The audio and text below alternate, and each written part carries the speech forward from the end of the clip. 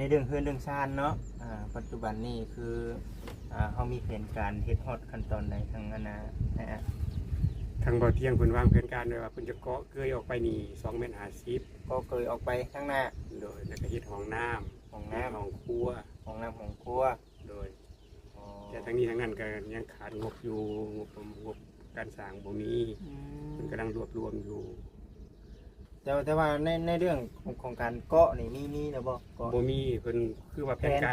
รเพิ่นวางไว้นะอ๋อแผนการ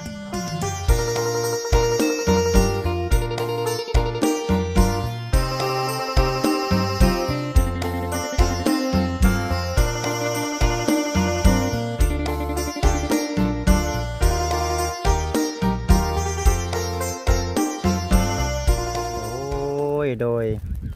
กับทักทายสบายดีกับสบายดีสวัสดี FC ทุกท่านพ่อกับบจิตอุทุมพรคือเก่าอีกเช่นเคยเมื่อนี้วันนี้เด้อพ่อแม่พี่น้องเด้อต่ออยู่ที่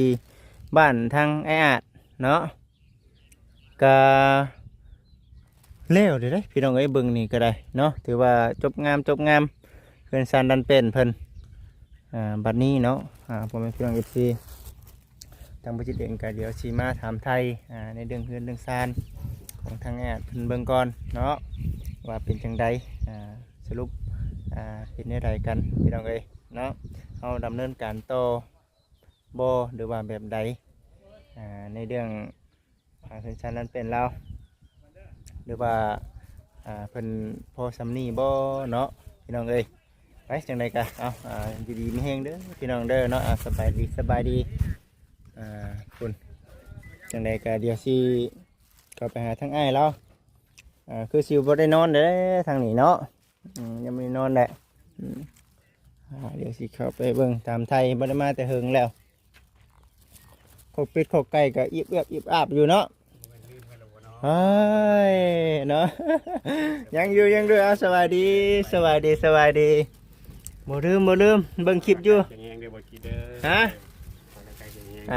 ถ้าทูนมือเอาเนาะเอาทั้งงานพอได้นั่งกูเก็บคนเดียวพอได้เขี่ยวดินอยู่ได้แมนให้ทั้งป้าเลย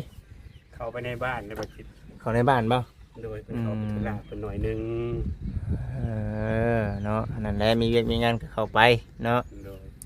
อยู่พี่ก็คือว่าในหันแหละพี่น้องเอ้ยเนาะเฮาเวียกงานเฮาคอยเฮ็ดไปเนาะปัจจุบันนี้เฮ็ดหยังก็ซะผู้ค้านี่บ่ตามเพื่อนตามชานเฮานี่เบิดแล้วเนาะ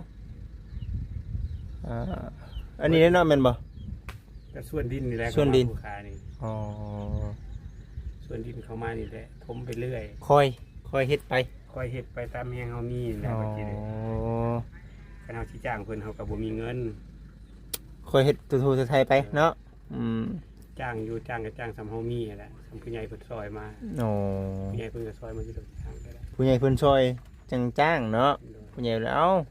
ซอยเฮือซอยแห้งเฮาก่อนเฮาก็จังว่าหาคนมาเนาะแม่นบ่มาตั้งสามีนาจับกล้องให้แน่เนาะในมือของที่ดีมาโอ้ยเนาะสบายดีเด้อสามีนาเด้อโดยสบายดีพี่น้องเอ้ยแล้วที่ห้อยเนาะเฮือนเพิ่นเย็นบ่นั่งนี่คักอยู่เนาะเย็นเนาะ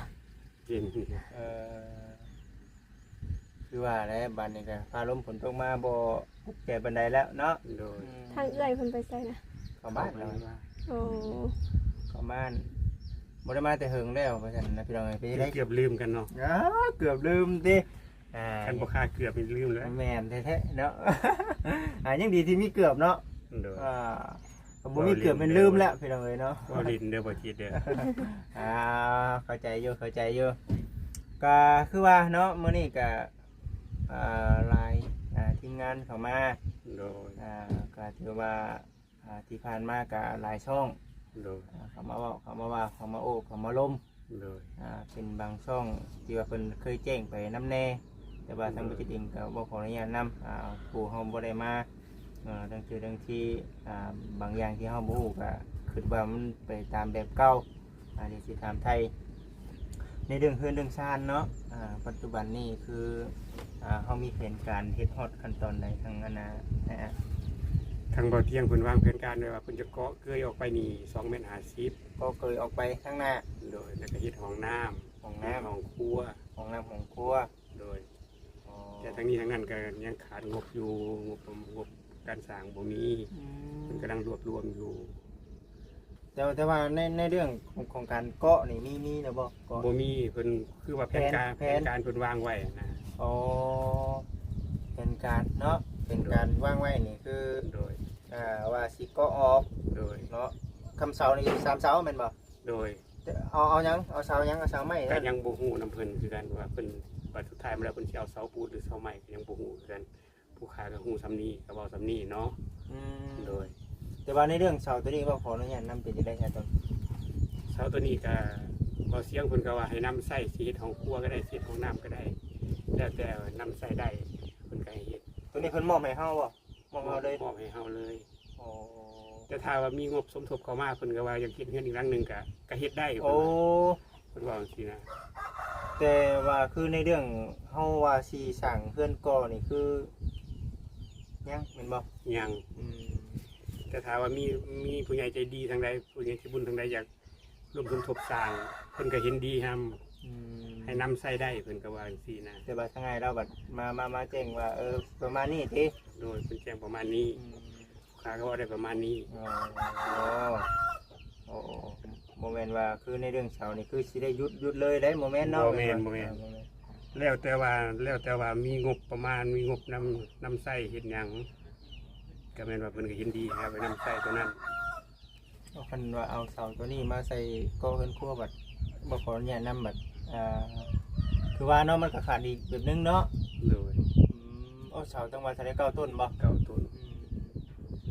แล้วก็เสาก็ใหญ่พอเป็น50 บาท เอาแต่บ่ขออนุญาตนำแต่ว่าทั้งอ้ายเราได้จ้ะในเรื่องการเฮ็ดเฮือนบ่ที่แรกเพิ่นว่าเพิ่นสิเฮ็ดเฮือนบ่ แล้วเฮ็ดเฮือนดิน ได้แล้วเพิ่นมีแผนการว่าใดๆก็คือผัดเปลี่ยนหรือว่าจังได๋ อันนี้ผู้ค้าก็บ่รู้จัก อาจจะเป็นแบบว่าเฮือนชั้นนั้นเป็นเฮาว่าสำนี้เนาะ โดยมันก็เนี่ยนาแล้วหรือว่าจังไดก็บ่จักนำเพิ่นทางมุมมองผู้ใหญ่เพิ่นเนาะเฮาก็ยินดีกับความตัดสินใจเพิ่นอันนั้นนี่เฮ็ดเพิ่นเห็นสมมาพระคนจังไดก็แล้วแต่เพิ่นผู้ค้าก็ได้เพิ่นสร้างให้ซำนี้ก็สาธุยอมือแล้ว แม่นๆอันนี้ก็สาธุนำอยู่พี่น้องเอ้ยสาธุอยู่เนาะดีใจนำ โดย แต่ว่าคือทั้งผู้รักผู้ใหญ่เพิ่นก็บ่ได้ว่าเด้ เพิ่นก็บ่ได้ว่า เพิ่นแล้วแต่เนาะถ้าหากว่าเฮามีงบเฮ็ดเฮือนก็สุดแล้วแต่เลย โดยเพิ่นว่ามีงบเฮ็ดก็เฮ็ดต่อก็เฮ็ดเพิ่นว่า เพราะว่าคือเว้าตามความเป็นจริงคือในเรื่องเสานี่เพิ่นช่วยเนาะ โดย เพิ่นช่วยเสาก่อนนอกจากนั้นก็แล้วแต่ว่าใคร เสา อืม ทราย อืม หินบล็อก ตกแล้วบ่จิต เสาทรายหินบล็อกมีมาแล้ว มี เนาะ หมดแล้ว อืม แต่สังกะสีก็มีแล้ว เนาะบัดนี้ยังค่าสร้าง แต่ เนาะ ค่าสร้างแล้วก็อุปกรณ์เป็นเล็ก เป็นเด็กเป็นลาแต่ว่าทางไอ้เสียงเรายังสิสมทบซอยอยู่บ่หรือว่า เพิ่นก็บ่ว่าเพิ่นก็ว่าถ้าว่ามีงบเข้ามาเพิ่นก็สิเชิญต่อ โอ้ เพิ่นก็บ่ได้ว่าวางมือเลย คือว่าวางมือน้องโมเมนต์จังซั่นได้เนาะ เพิ่นก็รอสุกๆอยู่รอเพิ่นก็อยู่น้ำเพิ่นก็มีเด้ โอ้แม่นอยู่ได้ มีง เนาะ บอยู่ 2,000 อันนั้นเหมือน2 ล้าน 2 ล้านนี่ยังระบายเนาะ โดยเพิ่นก็บ่ได้ว่าวางมือว่าบ่เฮ็ดเงินดินเพิ่นก็บ่ได้ว่า แล้วแต่ว่าผู้ใหญ่สมทบเข้ามาถ้าว่าผู้ใหญ่บ่สมทบเข้ามาเพิ่นก็สิยกมาเฮ็ดตัวนี้แหละเฮ็ดมันก็มาเฮ็ดเคยนี้ แล้วแต่ว่าเนาะแล้วสิเอาน้ำใส่ โดย แต่ว่าถ้าหากว่าคือเฮาเว้าในหันได้พี่น้องถ้าหากว่าเอาตัวนั้นมาใส่นี่บัดมันสิขาดตัวนั้นเนาะบัดนี้เนาะ โดย เสากำลังงามเด้พี่น้องเอ้ยเนาะเก่าต้นเลยพอดีเหมาะกับเพื่อนอันนั้นพี่น้องเนาะเหมาะกับเพื่อนเลินเนาะเหมาะกับเลินเก่าต้นธรรมดาบ่ใหญ่บ่น้อยพี่น้องธรรมดาอยู่ไม่คิดว่าก็เลยว่า ไปดีเด้อไปดีเด้อบ่คำเด้อ สบายดี ก็เลยว่าว่ามาถามไทยเบิ่งก่อนว่าต่อไปจังไดเนาะซั่นนะ โดย ว่าบ่สร้างนะเครื่องที่แบบพระผู้ใหญ่เพิ่นได้พังอยู่ ฮู้เหตุการณ์ว่าว่าซั่น ขอสันต่อเด้อว่าซั่นเนาะขอสันต่อเด้อบ่จิตเด้อว่าโอ้ยสาธุย่อมือแล้วผู้ขาก็ได้ โอ้เพิ่นเบิดงบเนาะเพิ่นก็เลยเพิ่นก็เลยบ่ทันสร้างเอา โดย ผู้หลักผู้ใหญ่แต่ละท่านก็คืออันนี้ ติดต่อมึงดูว่าฉันติดต่อมึงดูบ่จิตเด้อคือที่ใหญ่ทั้งที่จิตอยากสร้างต่อสาธุแล้ว แต่ว่าคืออันนี้คือส่วนของทางไอ้เสียงเนาะส่วนของทางไอ้เตียงนี่คือมีแผนการ เงินนี่ประเทศแล้วบ่เตียงส่วนของไอ้เตียงของบ่เตียงเพิ่นแล้วก็มีแผนการว่าสิขอกระเทือบออกไปให้เฮ็ดเงินครัวเฮ็ดห้องน้ำ แต่ของน้ำก็ยัง โดย ผมก็มี FC ว่าอยู่เนาะอยากให้เฮ็ดของน้ำให้เรานี่เด้อบ่จิเด้อว่าซั่นภาวนาให้มีผู้รักผู้ใหญ่เพิ่นช่วยในเด้อว่าซั่นจิเองก็อ่านอยู่พี่น้องเอ้ยคอมเมนต์ก็ได้สาธุพี่น้องเอ้ยค่ะหากว่าแบบผู้รักผู้ใหญ่เพิ่นให้เป็นสะพานบุญก็ได้ก็สิอยู่แถวนี้แหละเนาะแม่นบ่ โดย ก็มาต่อFC เลยแหละพี่น้องเอ้ยเนาะอันนี้ก็สุดแล้วแต่ทั้งผู้รักผู้ใหญ่เพิ่นเด้อพี่น้องเนาะแต่ว่าก่อนสิเฮ็ดหยังก็บ่จิเองก็ต้องได้ปรึกษากับทางAI เพิ่นก่อนอ้ายเอ้ยมีมุกเลยเด้อมีมุกนี่ครับก็สิได้แจ้งไปตามแบบนั้นเนาะ โดย ก็คือว่าทางAI เพิ่นก็บ่ได้ว่าหยังดอกเพิ่นก็แบบว่าอยากให้สมทบอยู่เนาะหลายๆช่องคือเว้าแน่หั่นแหละแบบคือ FC ว่าเนี่ยเอ้าช่องนั้นเด้อช่องนี้เด้อช่วยๆกันว่าซั่นน่ะนะ โดย ก็เลยว่ามาถามเบิ่งก่อนว่าซั่นว่าตกลงแผนการเพิ่นต่อไปเฮ็ดจังไดต่อมีงบฮอดใส่แล้วซั่นนะแสดงว่าคือสิเกาะเสียก็ยังเนาะ โดย สิเฮ็ดเรือนก่อก็ยังพี่น้องเนาะอันนี้คือแผนการเฮาไว้ซื่อๆตัวนี้นะแต่ว่าคือปัจจุบันนี้นะเรือนครัวยังอยู่ตัวนั้นเนาะ โดย แต่หากว่าก็เสียออกมาสินี่เฮาเฮ็ดนั่งบ่หรือว่าก็ออกมาซื่อ พอเที่ยวเราเฮ็ดนั่งซื่อๆได้เป็นครัวได้เฮ็ดต่างหากได้ ๆเฮ็ดนั่งแบบใดก็เฮ็ดนั่งแบบดินนี่บ่แบบจากขี้ดินบ่ได้เฮ็ดแป้นมาว่าเอาแป้นบ่ แป้นแล้วยกขึ้นไป อ๋อเอาแป้นเพียงกันหรือว่าตามลงจังหน่อย ตามลงจังหน่อย อ๋อนั่นเฉพาะคือนั่ง บ้านเทียมนี่เทียมนี่เนาะ ประมาณนั้นแหละ แต่กระจุนนั่นเรียบร้อยเนาะ โด แม่ ย เพื่อนแม่วงเดือนนี่นะ อ๋อ หลังจากนั้น นั่นเป็นนั่นแหละ แต่ว่าในเรื่องเพื่อนครัวได้บัดนี่ ซึ่งขึ้นครัวนี่เพิ่นก็แยกออกไปเฮ็ดอีกต่างหาก แป้นคือกันบ่ อาจจะเป็นดินบ่ที่เพิ่นว่าหรือว่าจังได๋แต่ผู้ค้าก็บ่กล้ายืนยันเนาะ เฮาบ่ขอว่าจังสิต้องสุดแล้วแต่ผู้ใหญ่เนาะ แล้วแต่ผู้ใหญ่ แล้วแต่ผู้ใหญ่ซะบางเทื่อบางทีเอ้าข่อยข่อยอยากให้เป็นในนี่เด้เนาะ โดย อันนี้ขอให้ทั้งผู้ใหญ่เพิ่นบางแผนให้ซะตัวนี้ก็ได้พี่น้องว่าสิเนี่ยได้ก็ได้ ก็บ่ได้สำเสียงทำบ่จิตเนาะ ก็ถือว่าเป็นความทั้งผู้รักผู้ใหญ่เพิ่นหรือว่า FC เพิ่นที่ตามรับชมเบิ่งแหละอันใดสมมาพระควร FC เพิ่นก็คอมเมนต์อันใดสมมาพระควรผู้รักผู้ใหญ่เพิ่นก็ตัดสินใจให้พี่น้องเอ้ยอันใดที่ว่าบ่คักบ่แน่เพิ่นก็แนะนำเนาะ โดย อันใดที่ว่าเอาเนาะทางเราเองก็ได้ขอสารพันให้กับทางงานเพิ่นเป็นจริงก็เดียวที่บุกต่อเด้อบ่คิดเด้อก็เป็นไปได้เนาะ โดย คนเฮามันหลายคุมขึ้นเด้เนาะขึ้นบ่คือกันนะพี่น้องเอ้ยคือว่าฮู้เข้าใจคักแล้ววันนี้ก็ได้ที่คือว่ายกเลิกเลยเนาะในคุมขึ้นนะวันนี้ก็คือสุดแล้วแต่เนาะเรื่องชุมเรื่องเสาเนี่ยเพิ่นก็มอบหมายให้ที่นี่ได้เฮ็ดว่าแล้วก็เพิ่นเป็นผู้นำพาเนาะ โดย เป็นผู้นำพาเด้อพี่น้องเด้อเนาะคือในเรื่องเสาในเรื่องเพื่อนแบบนี้เนาะคือนำพาเฮ็ดเพื่อนใหญ่แล้วเฮ็ดบนนั่งบนเช้าคืออันนั้นก็ถือว่าได้หลายอย่างเติบได้ในเรื่องเสานะเรื่องเพื่อนดินนะเนาะ โดย พี่น้องเนาะถือว่างามอยู่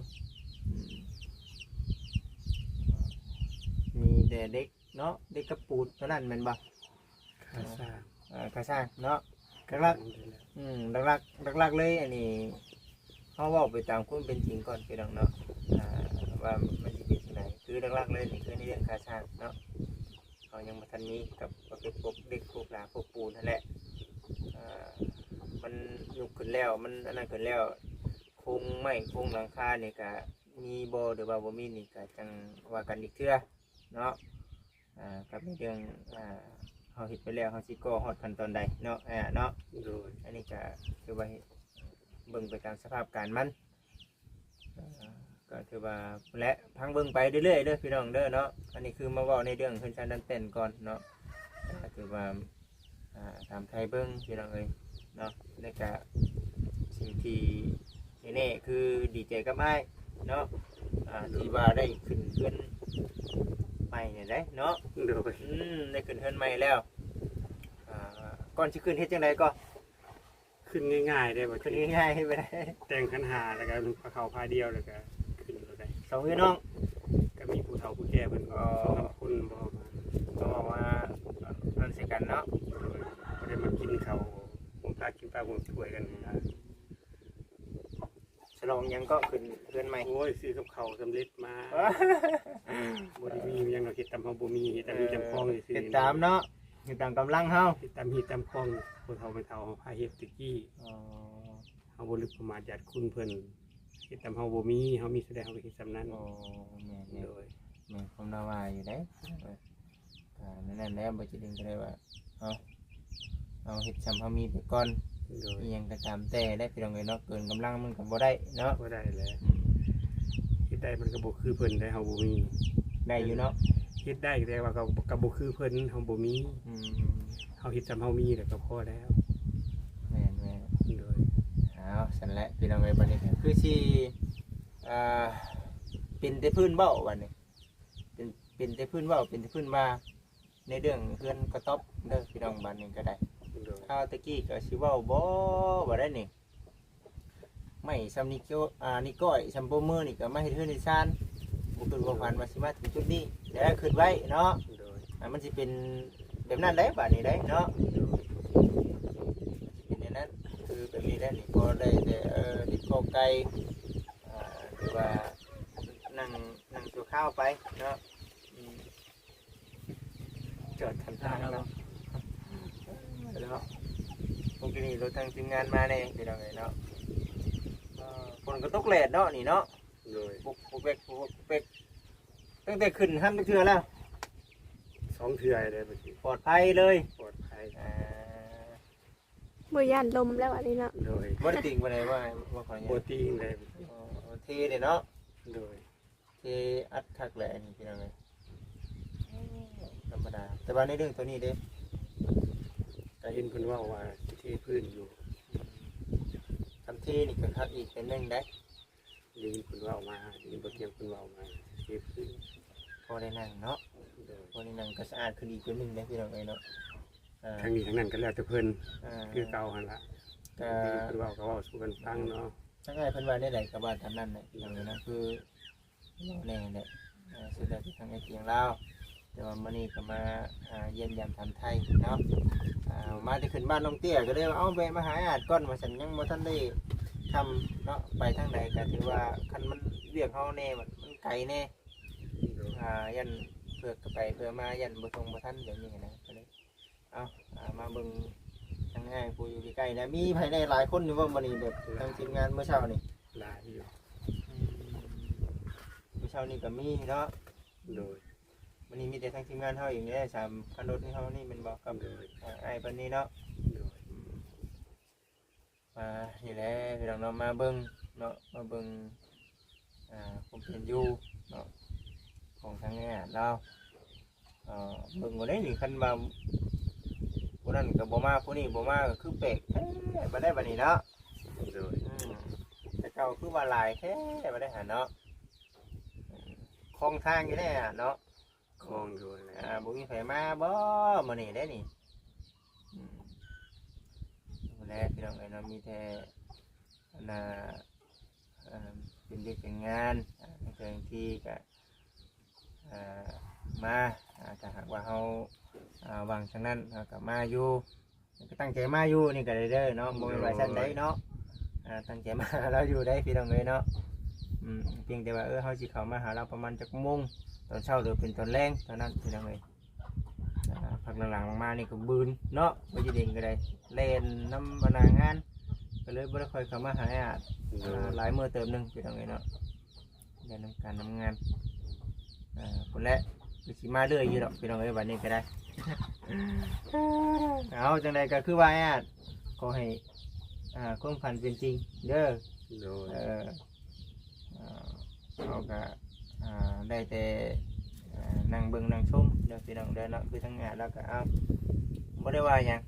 สุดแล้วแต่ผู้รักผู้ใหญ่เพิ่นเนาะ โดย เพิ่นเฮ็ดให้ในใดก็เอาเพิ่นบอกเป็นใดก็เฮ็ดไปตามเพิ่นว่าพี่น้องเอ้ยเพิ่นจริงๆอันใดสิ่งที่มันมีอยู่นี่ก็ดีใจนํแล้วเนาะดีใจทั้งเราก็ได้ โดย เดี๋ยวมื้อหน้าก่อนเด้อพี่น้องเด้อเนาะผู้ใดผู้ก็ออกไปพุ่นผู้ดีสุดเลิศเลยเนาะ โดย เป็นห้องน้ำห้องในเฮ็ดบ่อนนั่งเพิ่นครัวเธอไปกวงอยู่ดอกแอเด้เนาะอยู่โซนนี้โซนนั้นสิเป็นโซนเพิ่นดินนั่นน่ะเนาะถ้าโชว์หน่อยไปสไปเนาะคือสิประมาณนี้แหละพี่น้องเอ้ยเนาะจังได๋ก็ได้ไปเด้อเด้ออยู่ดีไม่แห้ง โดยสบาย สบายดีสบายดีคือสีแนวนี้เด้อพี่น้องเด้อจังใดก็ได้ฮึบทางบ่อคำมุดผ้ามุดพล ฝนตกแล้วทางนั้น พัดลมฝนตกเนาะ มืดแห้งแล้วทางนั้นเด้อ มือแห้ง ท่านพ่อบาจิตโดยสบายดีเด้อบาจิตสบายดี สบายดีสบายดีเนาะตัว ลูกฝนอยู่นี่แหละข่อย ลมฝนบ่ ของคำ ลมฝนก่อนเนาะ ตกมาอีก ปอเด้อมืดมากเลยเนาะทางนั้น มืดแล้วตกแล้วทางคนน่ะ บ่าวยังนอดบ่มาจับจัก เอาละบาดนี้ฮะ ตกแล้วทางบ้านช่างแก้วพุ่นได้ฮะ ดูน้ำบ่บกแล้วเนาะ ดูน้ำบ่วกแล้วเนาะ ตอนนั้นน่ะ ไปพี่น้องเอ้ยเนาะคือสีนี่แหละจังไรก็ได้ปอหมื่นมาแล้วพี่น้องเอ้ยอยู่ดีมีแฮงเด้อพ่อแม่พี่น้องเด้อเนาะดีใจน้ำดาวที่สำคัญกับพิดพลาทประกันใดกับขอโทษขอไฟซีได้หลายเนาะดีใจน้ำที่มีพระผู้ใหญ่เพิ่นช่วยเด้อพี่น้องเอ้ยเดี๋ยวบ่จิดิ่งสิไปเอาอันนั้นก่อนเนาะเอาซีนหมูเครื่องของนำมาแต่บ้านน้องเตี้ยเพิ่นพุ่นแหละจัดการจัดงานวันนี้ก็เดี๋ยวสิไปเอาเนื้อหมูไว้ขายตลาดนัดมื้ออื่นพี่น้องเอ้ยเด้อพี่น้องเด้อสบายดีพี่น้อง